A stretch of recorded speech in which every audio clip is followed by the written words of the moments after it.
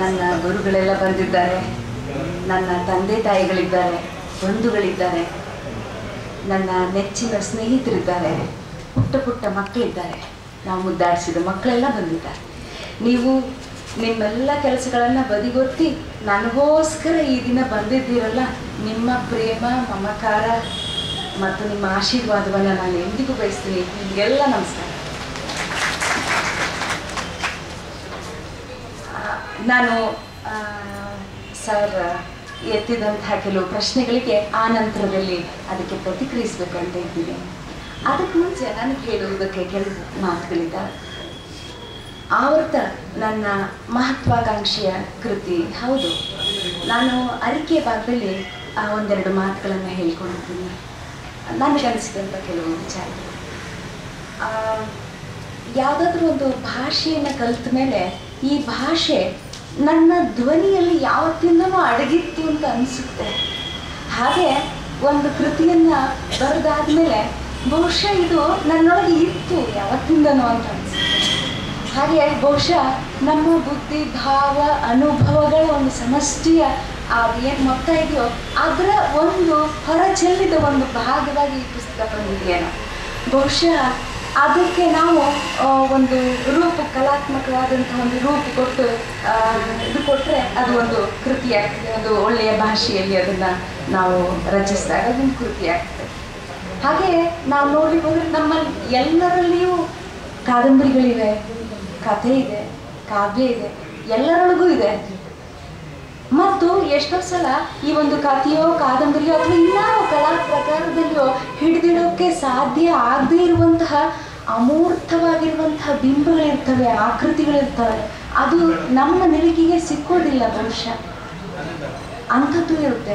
ಬಹುಶಃ ನಾನು ಕೃತಿಯಲ್ಲಿ ಇಳಿಸಿರೋದು ಎಷ್ಟೋ ಬರವಣಿಗೆಯಲ್ಲಿ ತೊಡಗಿಸ್ಕೊಂಡು ಬರಲಿಕ್ಕೆ ಸಾಧ್ಯವಾಗಿದ್ದು ಎಷ್ಟೋ, ಆದರೆ ಉಳಿದು ಹೋದದ್ದು ಇನ್ನೆಷ್ಟೋ.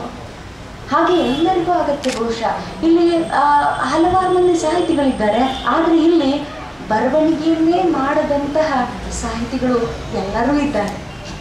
ಹಾಗೆ ನನಗೆ ಅನಿಸುತ್ತೆ ಎಲ್ಲರಿಗೂ ಒಂದೊಂದು ಕಾದಂಬರಿ ಇದೆ, ಕಥೆ ಇದೆ, ಕಾವ್ಯ ಇದೆ ಅಂತ ಹೇಳಿ.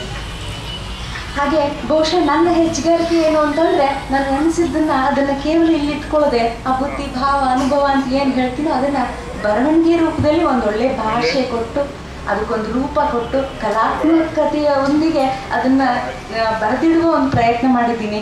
ಅಷ್ಟೇ ನನ್ನ ಹೆಚ್ಚುಗಾರಿಕೆ ಅಂತ ನನಗೆ ಅನಿಸುತ್ತೆ. ಹಾಗೆ ಹಾಡ್ತಾ ಹಾಡ್ತಾ ರಾಗ ಅನ್ನೋ ಹಾಗೆ ಈ ಕೃತಿಯನ್ನು ರಚನೆ ಮಾಡುವ ಒಂದು ಸಂಬಂಧದಲ್ಲಿ ಇದರ ಒಂದು ದೆಸೆಯಿಂದ ನನ್ನ ಭಾಷೆ ಮತ್ತು ಬರವಣಿಗೆ ಅದರ ಜೊತೆಗೆ ನನ್ನ ಆತ್ಮವೂ ಕೂಡ ಸಂಸ್ಕಾರಗೊಂಡಿದೆ ಅಂತ ನನಗೆ ಅನಿಸುತ್ತೆ. ಈ ಕಾದಂಬರಿಯನ್ನು ಬರೆದು ಮುಗಿಸಿದಂಥ ಹೊತ್ತಿನಲ್ಲಿ ನಾನು ತುಂಬ ಸಂತೋಷದಿಂದ ನನ್ನ ಒಬ್ಬರು ಹಿತೈಷಿ ಸಾಹಿತಿ, ಇಂಗ್ಲೀಷ್ ಸಾಹಿತಿ ಮುಕುಂದರಾವ್ ಅಂತ ಹೇಳಿ ಅವರಿಗೆ ಕರೆ ಮಾಡಿ ಹೇಳಿದೆ, ಸರ್ ಮುಗಿಸ್ಬಿಟ್ಟೆ. ಅವರಿಗೆ ಆ ಮುಂಚೆನೇ ಹೇಳಿದ್ದೆ, ನನಗೆ ಬಹಳ ಸಂತೋಷವಾಗ್ತಾ ಇದೆ ನಾನು ಮುಗಿಸಿದ್ದೀನಿ ಅಂತ ಹೇಳಿದೆ. ಅವರು ಸಂತೋಷಪಟ್ಟರು, ಪ್ರತಿಕ್ರಿಯಿಸಿದರು.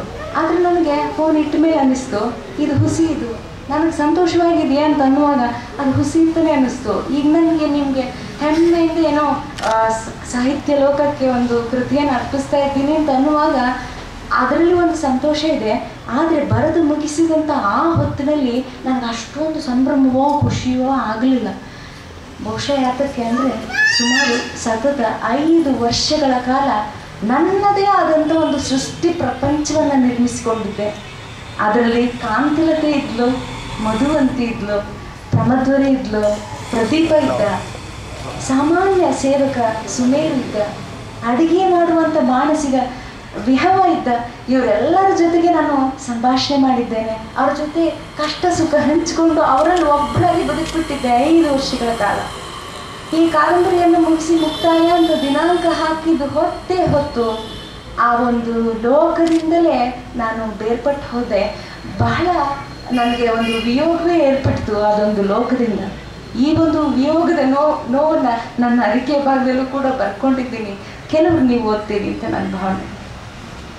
ಈ ವಿಯೋಗದ ನೋವನ್ನು ನಾನು ಹೇಗೆ ಅನುಭವಿಸಿದ್ದೇನೆ ಅಂದರೆ, ಒಬ್ಬರು ಸೂತ ಪುರಾಣಿಕರು ರಾಜ ಮಹಾರಾಜರ ಕಥೆಗಳನ್ನೆಲ್ಲ ಅವರು ತಮ್ಮ ಹಾಡುಗಳಲ್ಲಿ ಹಾಡ್ತಾ ಹೋಗ್ತಾರಲ್ಲ, ದಾಖಲಿಸ್ತಾ ಹೋಗ್ತಾರಲ್ಲ, ಹಾಗೆ ನಾನು ಸೂತ ಪುರಾಣಿಕರ ರೀತಿಯಲ್ಲಿ ಅವರುಗಳ ಜೊತೆ ಅವರ ನಡೆಗಳನ್ನು ನೋಡ್ತಾ ಅವರನ್ನು ಚಿತ್ರಿಸಿದ್ನೋ ಏನೋ, ದಾಖಲಿಸಿದ್ನೋ ಏನೋ ಅನ್ನುವ ರೀತಿಯಲ್ಲಿ ಇರುವ ಈ ಕೃತಿ ಅವರೊಂದಿಗೆ ಅದೊಂದು ಜಗತ್ತಿನೊಂದಿಗೆ ವಿದಾಯ ಆದಮೇಲೆ ಈಗ ನಾನೇ ನೆನಪು ಮಾಡ್ಕೊಳ್ತಾ ಮೆಲುಕು ಹಾಕ್ತಾ ಅದನ್ನು ಹಿಂದಿರುಗಿ ನೋಡುವಂತಹ ನಿಟ್ಟಿನಲ್ಲಿ ಅಷ್ಟೇ ನಾನು ನನ್ನ ಆ ಒಂದು ವಿಯೋಗದ ನೋವನ್ನು ನಿವಾರಿಸ್ಕೊಳ್ಬಹುದು ಅಂತ ನನಗೆ ಅನಿಸುತ್ತೆ.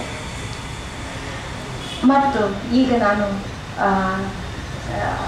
ನಾರಾಯಣ ಅವರು ಎತ್ತಿದಂಥ ಕೆಲವು ಪ್ರಶ್ನೆಗಳಿಗೆ ಪ್ರತಿಕ್ರಿಯಿಸಬೇಕು ಅಂದ್ಕೊಳ್ತೇನೆ. ಚಿಕ್ಕ ಬಾಯಲ್ಲಿ ದೊಡ್ಡ ಮಾತು ಅಂತೆಲ್ಲ ತಿಳಿಬಾರ್ದು.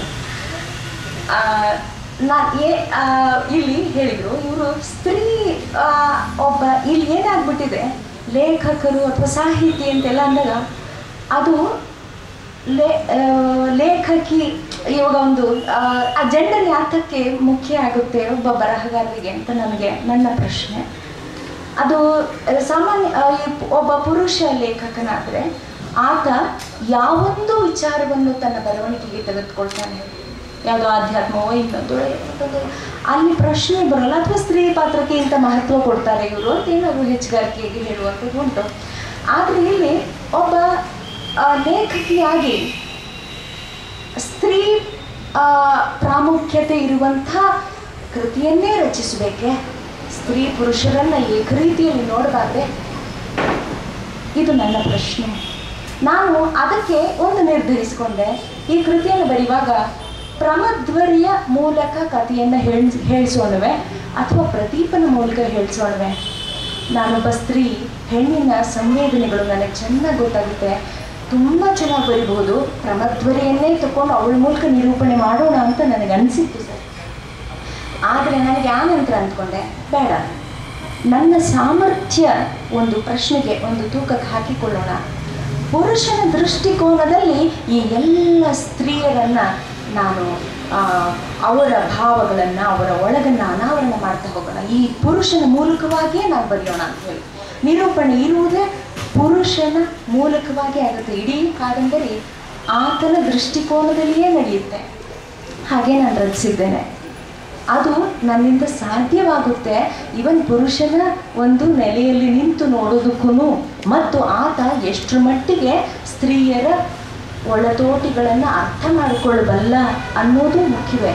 ಹಾಗೆ ನಾನು ಎಷ್ಟೋ ಸಲ ಛೇ ಅವಳು ಹೀಗೆ ಇವಳು ಹಾಗೆ ಅಂತೆಲ್ಲ ಅನ್ನುವಾಗ ಆತ ಹೇಗೆ ಅಂದುಕೋತಾ ಇದ್ದಾನೆ, ಆದರೆ ನಿಜಕ್ಕೂ ಆ ವ್ಯಕ್ತಿತ್ವ ಎಂಥದ್ದು ಅಂತ ಕೂಡ ತೋರಿಸೋ ಪ್ರಯತ್ನ ಪಟ್ಟಿದ್ದೀನಿ. ಮತ್ತು ಆಕೆ ನಿಜಕ್ಕೂ ಇಂತಹ ಅಸಾಧಾರಣವಾದ ಹೆಣ್ಣು ನಾನು ಯಾವತ್ತಿಗೂ ಕಂಡಿರಲಿಲ್ಲ ಅಂತ ಕೂಡ ಅಂದುಕೊಳ್ಳುವ ಒಂದು ಸನ್ನಿವೇಶಗಳಿದ್ದಾವೆ. ಇದನ್ನೇ ನಾನು ಸ್ತ್ರೀಯರ ದೃಷ್ಟಿಕೋನದಲ್ಲಿ ಹೇಳಿಬಿಟ್ರೆ ಆಗ ಆಕೆ ಸಂವೇದನೆ, ಗೋಳು, ಅಳು ಎಲ್ಲವನ್ನೂ ಹೇಳ್ಕೋತಾ ಹೋಗ್ತಾಳೆ. ಸಹಜ, ನಾನು ಸ್ತ್ರೀ ಮತ್ತು ಅದನ್ನು ಚೆನ್ನಾಗಿ ನಾನು ವಿತರಿಸಿದ್ದೇನೆ. ಇದು ಸಾಮಾನ್ಯವಾಗಿ ಬಿಡುತ್ತೆ ಅಂತ ಅನ್ನಿಸ್ತು. ಪುರುಷನ ದೃಷ್ಟಿಕೋನದಲ್ಲಿ ನೋಡೋಣ ಹೆಣ್ಣುಮಕ್ಕಳ ಸಂಕಟಗಳನ್ನೆಲ್ಲ ಅಂತ ನನಗೆ ಅನಿಸಿತು. ಸರ್, ಇದು ತಮ್ಮ ವಿಚಾರಕ್ಕೆ ನನ್ನ ಪ್ರತಿಕ್ರಿಯೆ. ಹಾಗೆ ಕಾಮ, ಕ್ರೋಧ, ಲೋಭ, ಮೋಹ, ಮದ, ಮತ್ಸರಗಳನ್ನು ಈ ಸ್ತ್ರೀಯರಿಗೆ ನಾನು ಸಮೀಕರಿಸುವ ಪ್ರಯತ್ನವನ್ನು ಮಾಡಿಲ್ಲ. ಈ ಅರಿಷಡ್ ವರ್ಗಗಳಿಗೆ ಈ ಸ್ತ್ರೀಯರನ್ನು ಸಮೀಕರಿಸುವ ಕೆಲಸ ಮಾಡಿಲ್ಲ. ಆದರೆ ಅವನಲ್ಲಿರುವಂತಹ ಈ ಭಾವಗಳನ್ನು ಈ ಸ್ತ್ರೀಯರು ಅನಾವರಣಗೊಳಿಸುವ ಕೆಲಸವನ್ನು ಮಾಡಿದ್ದೇನೆ. ಆಯಾ ಸ್ತ್ರೀ ಪಾತ್ರಗಳು ಎದುರಾದಾಗ ಇದೊಂದು ಸಾಂಕೇತಿಕವಾದಂತಹ ಒಂದು ಅರ್ಥದಲ್ಲಿ ಇಡೀ ಕಾದಂಬರಿಯ ಬಂಧವನ್ನು ತರಬೇಕು ಅಂತ ನನಗೆ ಅನ್ನಿಸ್ತು. ಸಾಂಕೇತಿಕವಾಗಿ ತಗೊಂಡು ಹೋಗೋಣ. ಈಗ ಪಾತ್ರಗಳು ಅದು ಸಹಜವಾದ ಬದುಕಿನಲ್ಲೇ ನಡಿಬೇಕು, ಆದರೆ ಸಾಂಕೇತಿಕವಾದ ಇಂಥ ವಿಚಾರಗಳು ಕೂಡ ಸಹಜ ಬದುಕಿನಲ್ಲಿ ಮಿಳಿತಗೊಂಡು ಬರಬೇಕಂತ ನನಗೆ ಅನಿಸ್ತು. ಹೀಗಾಗಿ ನಾನು ಸಾಂಕೇತಿಕವಾಗಿ ತರುವಾಗ ಇವಳು ಪ್ರಮಧ್ವರೆ, ಹಾಗಿದ್ರೆ ಇವಳು ಮೋಹ, ಮಧುವಂತಿ, ಇವಳು ಕಾಮ, ಹಾಗೆ ಮಾಡಲಿಲ್ಲ. ಆ ಪಾತ್ರಗಳು ಬರ್ತವೆ, ಅವು ಸಹಜವಾಗಿ ವರ್ತಿಸ್ತವೆ. ಆದರೆ ಆ ಪಾತ್ರಗಳಿಂದ ಇವನಿಗೆ ಆಯಾ ಭಾವಗಳು ಅಥವಾ ಪ್ರವೃತ್ತಿಗಳು ಅನಾವರಣಗೊಳ್ಳುವಂತೆ ಆಗುವ ರೀತಿಯಲ್ಲಿ ನಾನು ಚಿತ್ರಿಸಿದ್ದೇನೆ. ಮತ್ತು ಈ ನಿಟ್ಟಿನಲ್ಲಿ ಈ ಎಲ್ಲ ಸ್ತ್ರೀ ಪಾತ್ರಗಳೇನಿದ್ದಾವಲ್ಲ, ಅಷ್ಟೂ ಸ್ತ್ರೀ ಪಾತ್ರಗಳು ಆ ಪ್ರದೀಪನಿಗಿಂತ ಎಷ್ಟೋ ಅಡಿ ಮೇಲೆ ನಿಂತಿದ್ದಾರೆ. ಕಡೆಗೆ ಇವನು ಆ ಮಟ್ಟಕ್ಕೆ ಏರಲಾರದೆ ಕುಬ್ಜನಾಗುವಂಥ ಸನ್ನಿವೇಶಗಳು ಎದುರಾಗ್ತವೆ. ನಿಜಕ್ಕೂ ಜೀವನ್ಮುಖಿಯಾಗಿರುವಂತಹ ಪಾತ್ರಗಳು ಆ ಸ್ತ್ರೀ ಪಾತ್ರಗಳು. ವಾಸ್ತವ ಬದುಕಿಗೆ ಎಂದಿಗೂ ಅಭಿಮುಖವಾಗಿಯೇ ಇರುವಂಥ ಪಾತ್ರಗಳು ಅವು. ಆದರೆ ಪ್ರದೀಪನ ಪಾತ್ರ ಹಾಗಲ್ಲ. ಎಲ್ಲೋ ಒಂದು ಕಡೆ ಅಂದ್ಕೋತಾನೆ, ಛೇ ಅಯ್ಯೋ ಏನು ಮೃಗಳೇ, ಏನಿದು, ಅದು ಅವಳ ಹಾಗೆ ಇವಳು ಹೀಗೆ, ಈ ಒಂದು ಸಮಸ್ಯೆಯಿಂದ ರಾಜಕೀಯ ಎಂಥದ್ದು, ಇದು ಇಂಥದ್ದು, ಇದೆಲ್ಲ ಕಾಮ ಕ್ರೋಧ ಎಲ್ಲವನ್ನು ತ್ಯಜಿಸಿ ನಾವು ಹೊರಟೋಗ್ಬೇಕು ಅಂತ ಹೇಳಿ ವಿಮುಖನಾಗಿ ಹೋಗುವಂತಹ ಹಂತಕ್ಕೆ ಹೋಗ್ತಾನೆ. ಆದರೆ ಅವನಿಗೆ ಅಲ್ಲಿಯೂ ಕೂಡ ತಾನು ಸ್ಥಿರವಾಗಿ ನಿಲ್ಲೋದಕ್ಕೆ ಸಾಧ್ಯವಾಗಲ್ಲ. ಪುನಃ ಮೋಹವೇ ಬರುತ್ತೆ, ಅವನನ್ನು ಎದುರುಗೊಳ್ಳುತ್ತೆ, ಅವನು ಕುಸಿತಾನೆ. ಪುನಃ ಆ ಕುಸಿಯೋದು ಅಂತಂದರೆ ಬದುಕಿಗೆ ಅಭಿಮುಖನಾಗ್ತಾನೆ ಆ ನಂತರದಲ್ಲಿ. ಅಂದರೆ ತನ್ನ ಆ ಹೊತ್ತಿನಲ್ಲೂ ಕೂಡ ವಿಮುಖನಾದೆ ಅನ್ನುವ ಹೊತ್ತಿನಲ್ಲೂ ಅವನಿಗೆ ಬಲವಿಲ್ಲ. ಪುನಃ ಅವನ ಅಭಿಮುಖನಾಗ್ತಿದ್ದಾನೆ ಅನ್ನೋದು ಕೂಡ ಅವನ ಅರಿವಿಗೆ ಬರೋಲ್ಲ. ಎಷ್ಟೋ ವೇಳೆ ಈ ಎಲ್ಲ ಸ್ತ್ರೀ ಪಾತ್ರಗಳು ಪುನಃ ಅವನಿಗೆ ಎದುರಾಗ್ತವೆ. ವಾಸ್ತವವಾದಂಥ ಒಂದು ಅಥವಾ ಲೌಕಿಕ ಬದುಕಿಗೂ ಮತ್ತು ಆಧ್ಯಾತ್ಮಕ್ಕೂ ಅಥವಾ ಆತ್ಮಜ್ಞಾನಕ್ಕೂ ಅವನು ಏಕಕಾಲದಲ್ಲಿ ಅಭಿಮುಖನಾಗುವುದು ನನ್ನ ಒಟ್ಟಾರೆ ಕಾದಂಬರಿಯ ವಸ್ತು.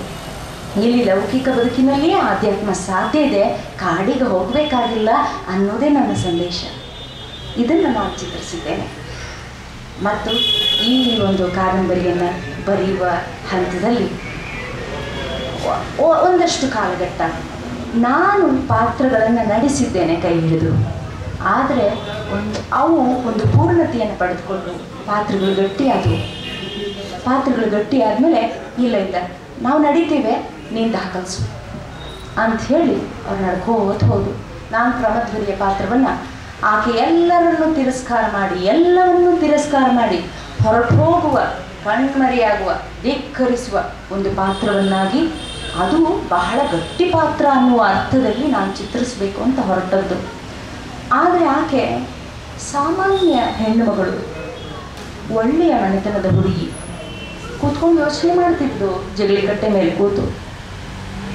ಇವನೇನೋ ಕನ್ವರ್ಸ್ತಾನೆ ಪಾಪ, ಇವನು ಯಾರ್ಯಾರು ಕನ್ವರ್ಸ್ತಾನೋ ನಾನು ಹೋಗಿ ಹುಡುಕೊಂಡು ಬರ್ತೇನೆ ಅಂತ ಹೇಳಿ ಜಗಲಿ ಬಿಟ್ಟು ಎದ್ದು ಆಕೆ. ನಾನು ಅದನ್ನು ಹಿಂಬಾಲಿಸ್ಕೊಂಡು ಬರ್ದೆ ಅಷ್ಟೆ. ಈ ಕಾದಂಬರಿಯ ನಡೆ ತಂತಾನೆ ಆ ನಂತರ ಅದು ರೂಪ ಪಡೆದಿದೆ. ಅದನ್ನು ನಾನು ಚಿತ್ರಿಸ್ತಾ ಹೋಗಿದ್ದೇನೆ ಅಷ್ಟೆ, ಬರೀ ದಾಖಲಿಸ್ತಾ ಹೋಗಿದ್ದೇನೆ ಅಷ್ಟೇ. ಕೊನೆಯ ಹಂತದಲ್ಲಿ ಅದು ಹೋದ ಹಾಗೆ ಹೋಗಿದೆ ಅಷ್ಟೆ. ಮತ್ತು ಸರಿಯೋ ತಪ್ಪೋ, ಒಟ್ಟಾರೆ ಇದೊಂದು ಕಾದಂಬರಿಯನ್ನು ಕನ್ನಡ ಸಾಹಿತ್ಯ ಲೋಕಕ್ಕೆ ಓದುಗರಾದಂತಹ ತಮ್ಮೆಲ್ಲರ ಮಡಿಲಿಗೆ ಈ ಕಾದಂಬರಿಯನ್ನು ಹಾಕ್ತಾ ಇದ್ದೇನೆ. ಸಹೃದಯತೆಯಿಂದ ತಾವು ಇದನ್ನು ಓದಿ ತಮ್ಮ ಎಂದಿನ ಪ್ರೀತಿಯನ್ನು, ಪ್ರೋತ್ಸಾಹವನ್ನು ನೀಡ್ತೀರಿ ಅನ್ನೋದು ನನ್ನ ಭಾವನೆ. ನನ್ನ ಇಷ್ಟು ಮಾತುಗಳನ್ನು ತಾಳ್ಮೆಯಿಂದ ಕೇಳಿಸ್ಕೊಂಡಿದ್ದೀರಿ. ನಿಮ್ಮೆಲ್ಲರಿಗೂ ನಾನು ಕೃತಜ್ಞ.